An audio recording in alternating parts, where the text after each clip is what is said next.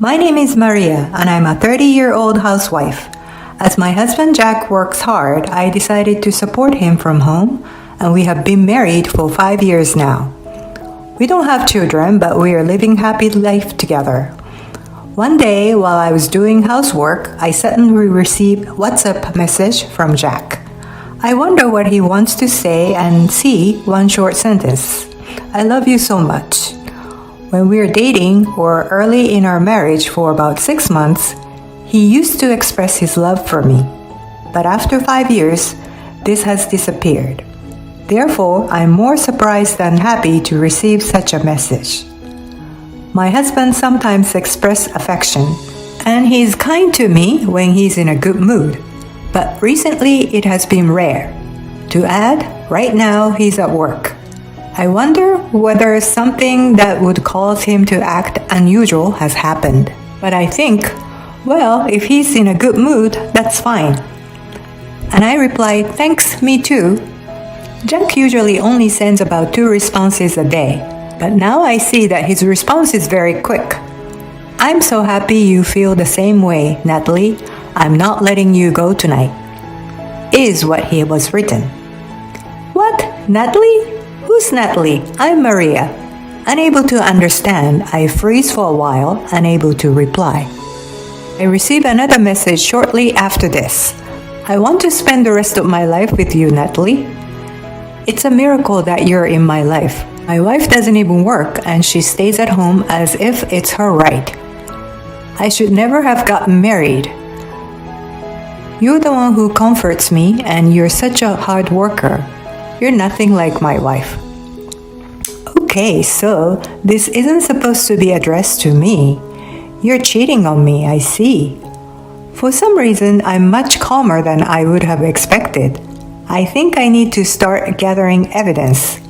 While Jack still thinks he's messaging Natalie, so I decided to continue the conversation.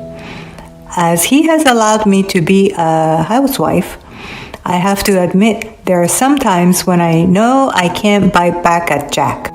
But his having an affair is a completely different matter. I continued texting him, pretending to be Natalie. I sent him a message saying, do you really hate your wife that much? And he replies, yeah, I do. I've never loved her even once. Then why did you get married? It didn't have to be her, right?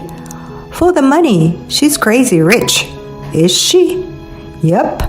Well, her family is. That's why I'm nurturing her as an obedient housewife. And when her parents are gone, I'm going to inherit so much and leave her. I am in shock. He was nurturing me to be obedient? True. His recent attitude toward me was terrible, and I could tell that it had changed after we got married. I realized that there was no love there at all, and I'm finally starting to feel angry. I originally loved my job and always worked hard. However, Jack asked me to quit when we got married. So I left the company and became a housewife. Even so, he's saying that I'm staying at home as if it's my right. I never asked for this. I need to do something with this anger. So I decided to talk to a private detective to gather evidence. I changed my WhatsApp username to Natalie and sent him another message. But once you have money, will you be able to divorce her? Jack must be so delighted to receive messages from Natalie. He responds straight away. Of course I will. I'm gonna say she used all my money doing nothing at home. And the inheritance will be compensation. With all that money, I'm going to marry you. Kiss, kiss, kiss. I'm disgusted at the kisses, but I replied, do you really think it'll all work out that well? No problem, she doesn't know that I'm cheating. And all she will be able to do is apologize to me. So, do you have the divorce paper ready or something? I actually already signed everything. There was a time when she wasn't doing housework properly, so I signed the papers, saying I would submit them if the same thing happened again. Yes, I remember. One time, Jack thrust the divorce papers at me. It was when I was sick and had a fever. And he was furious that I hadn't been able to cook that day. Papers were framed and hanging on the wall in our bedroom. I guess they're sort of tool to brainwash me. True, since then, I didn't think I've ever cut the corners with the housework, however sick I feel. I feel sorry for myself, understanding that I was acting in exactly the way that Jack wanted me to. But this means, if Jack has signed everything, I can use the divorce papers whenever I want. This makes me feel much better. I have to let him know he's going to regret it if he continues to make fun of me like this. I start to get quite excited, and I enjoy messaging my husband, pretending to be his lover. At the same time, I realize that I have lost all the love that I had left for him, and I end our WhatsApp conversation. So, let's get ready to send this deceiving husband to hell. Even though we sent each other several messages, Jack doesn't seem to have noticed he was texting the wrong person. And he comes home and spends his time at home how he usually would. 6 months later, when I come home from grocery shopping, Jack's in the living room waiting for me with a sneer on his face. Here we go, I think, and he says, "I'm done with you. I want a divorce." He looks down at me while he says this. "You're always at home, spending my money, not even doing the housework properly."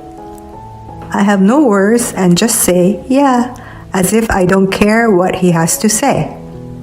Jack must think he's being made fun of, and he looks annoyed.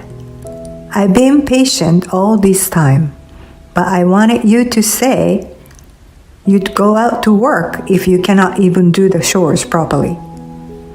I have no idea what this man is on about, but I'll try not to make a funny face. To be honest, I am trying my best not to laugh. Jack continues, "It's mentally tough for me to be married with you. I'm actually seeing a psychiatrist, you know?" He goes on in his incomprehensible way. "Yes, please do continue seeing a doctor and maybe you can stay in hospital. Thank you very much, I think."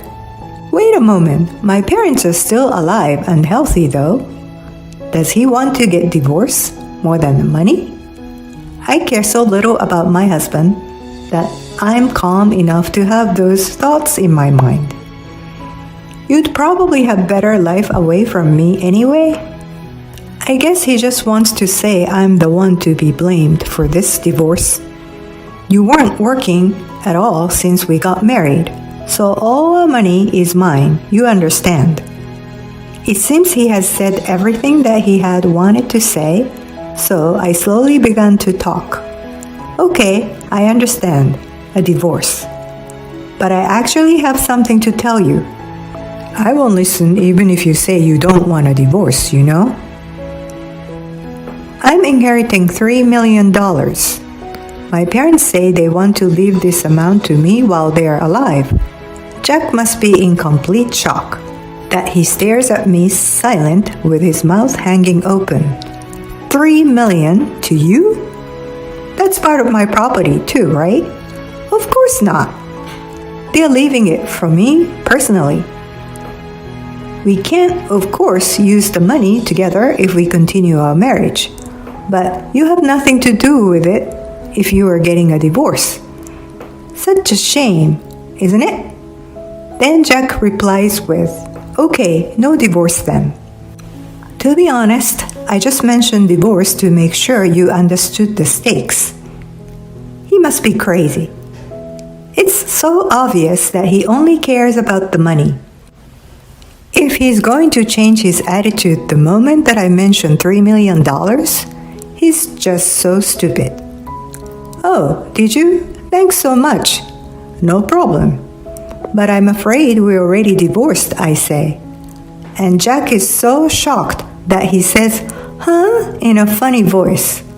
I never knew he could make such a noise. It's the first time I'm hearing sound even after 5 years of marriage. I've already submitted the divorce papers. The ones that you kept in the bedroom, I signed them and everything. Hearing this, Jack goes to check on the frame in our room. They're gone. Where are they? As I said, I've submitted them. This man really doesn't understand a thing, does he? You don't want to be with me. You want to be with Natalie, right? With this, Jack is clearly panicking. I tell him about the WhatsApp conversation that we had, and it seems he hadn't realized at all and start checking his phone. He's turning blue. I do my best, trying not to laugh. It's difficult to say which day I had a harder time trying not to laugh, today or our relative's memorial service. Thanks to you not realizing you'd messaged me instead, I was able to gather so much evidence. I thought you were having an affair with just Natalie, but I found out you actually seeing so many other girls. Jack was not only seeing Natalie, but he was in a relationship with many others too, and one of them was a friend of mine. I found out after speaking with the detective that Jack was seeing a close friend of mine as well. I later asked this friend if this was true, and she told me that Jack started flirting with her at our wedding. I was lost for words at this. I looked at Jack's and see he's trying to come up with some kind of excuse. But it's too late. There's nothing he can do. The divorce is fixed already. I've already reached out to all your lovers. I see that some of them are married. So let's see how much they'll request you to pay, shall we? With this, Jack, who's already in blue in the face, turns even paler. You think I have that kind of money? This is unbelievable. True, I told your company too. So I guess you'll be losing even more money. Of course, I reached out to Jack's company as well. He was having an affair with some of the girls at the office too. So they have a right to know. Well, even if you lose all your money, I guess you get to spend the rest of your life with at least one of those girls. So you'll be happy, won't you? With this, I left the house. I can confidently say that I have no regrets and no feeling toward Jack anymore.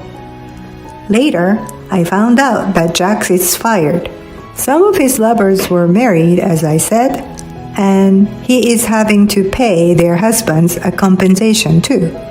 He cannot make all the payments with just one job. So in addition to find a new workplace, he's working part-time late at night. It's all his own fault, so I actually think he should be having a harder time than this as punishment. After the divorce, I returned to the company that I previously worked in.